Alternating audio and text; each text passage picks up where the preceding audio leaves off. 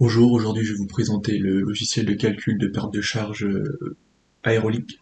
Lorsque vous ouvrez la feuille Excel, vous tombez sur tout de suite cette interface. Sur le côté en jaune, les trois premiers paramètres que vous pouvez changer pour avoir les bonnes valeurs thermodynamiques de l'air. Donc là en l'occurrence on va pouvoir faire varier la température, 10 degrés, l'altitude si on est je sais pas à 300 mètres d'altitude. Et on voit qu'à chaque fois, ça fait changer les valeurs thermodynamiques, donc masse volumique de l'air et viscosité cinématique de l'air aussi. Ça va légèrement influer sur le calcul de perte de charge. Et ici, enfin, vous pouvez aussi majorer vos pertes de charge. Donc ça a un impact sur la totalisation, donc que sur cette zone-là. Et du coup sur le total, c'est-à-dire l'ajout des linéaires et des singulières. Là, par exemple, si je mets 10, ça change, etc. Voilà. Je vais vous montrer rapidement comment cela fonctionne. Donc là, par exemple, on va appeler un tableur tronçon 1, par exemple. Euh, j'ai par exemple un tronçon qui fait 10 mètres, un tronçon de gaine, où dedans on a 600 mètres cubeurs.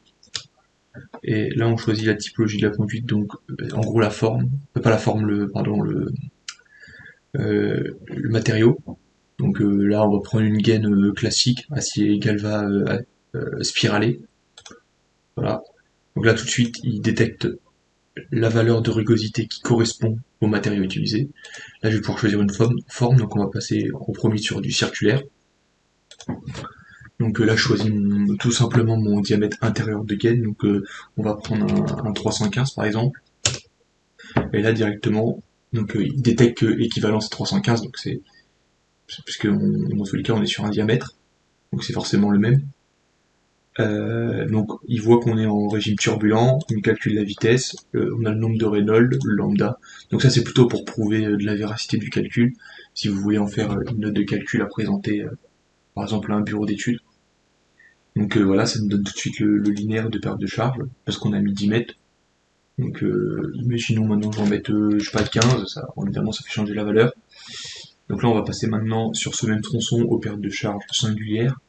Donc si je veux ajouter par exemple une singularité connue, classique par exemple, je sais pas, je vais dire un coup de A45, je rentre la valeur, et hop, tout de suite il m'ajoute du coup une valeur de perte de charge singulière liée à mon coup de circulaire. Alors vous voyez ici il y a une autre case, c'est si vous voulez aussi rajouter une perte de charge d'une valeur connue, qui est pas qui est pas très souvent utilisée. Donc là, par exemple, si j'ai une transformation un peu spéciale et avec les calculs de facteurs de forme, je détermine que j'ai un zeta de valeur 1, tout simplement.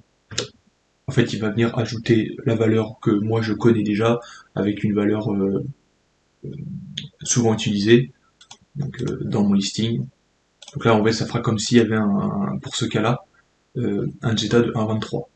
Ouais, je peux aussi mettre 2, là ça fera 2,23, ou je peux ne rien mettre ici et en mettre que là, ou inverse. Voilà. Et on peut aussi, si on veut, rajouter une valeur de perte de charge directement, sans zeta. Par exemple de 20 pascal. Alors, ça c'est pour par exemple quand on a, je sais pas, un, un clapet coupe-feu. On regarde voilà quand il y a un débit de temps qui traverse le clapet coupe-feu. Sur les courbes de fournisseurs, ça correspond à une valeur de temps de perte de charge. Donc on peut aussi rentrer directement les pertes de charge sans rentrer des zeta. Donc là je vais mettre par exemple une perte de charge de 60 pascal, donc ils viennent s'ajouter à ma perte de charge totale dans la ligne. Et là, dans le total ici, on voit qu'on a un peu plus, parce que tout simplement, là c'est majoré, donc c'est pris en compte par cette majoration-là. Là, si je mets 15, les valeurs vont changer, elles augmentent encore un peu. Je vais rajouter un autre tronçon. Donc là, cette fois, ce sera un tronçon 2. Cette fois, j'ai, je sais pas, les 23 mètres, on va dire. 150 mètres cubes, pas 150 mètres cubes, 1500 mètres cubes, on va mettre. Et là, cette fois, je vais changer de typologie de conduite.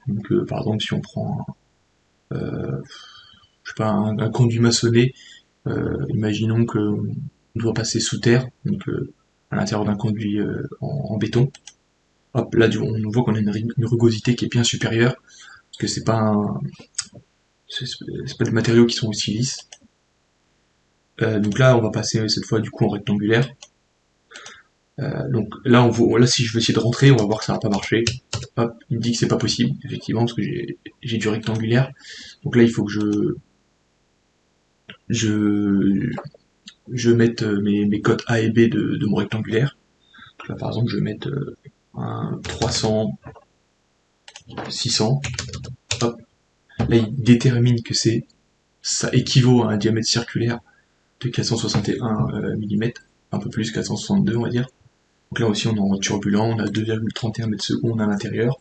Donc pareil, il nous calcule le Reynolds, le lambda, donc c'est-à-dire le coefficient de friction.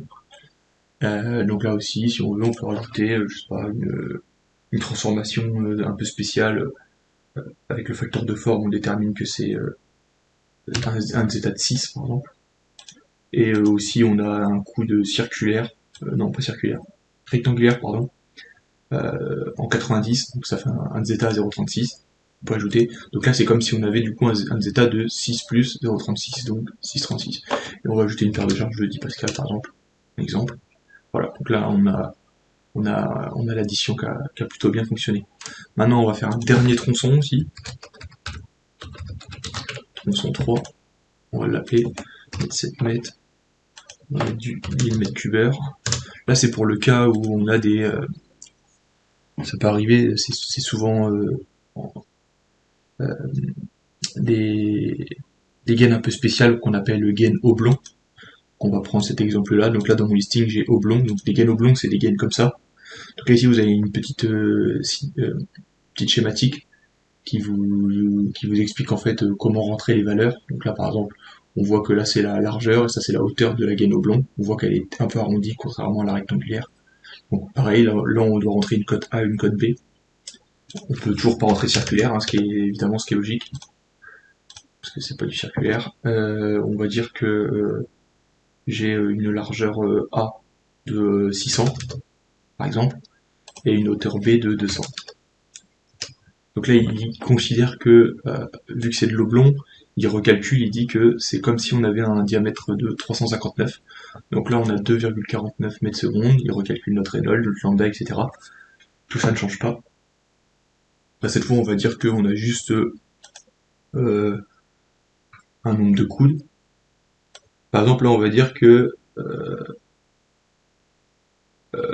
on va prendre les coudes rectangulaires parce que les états sont les mêmes que pour les coudes oblongs.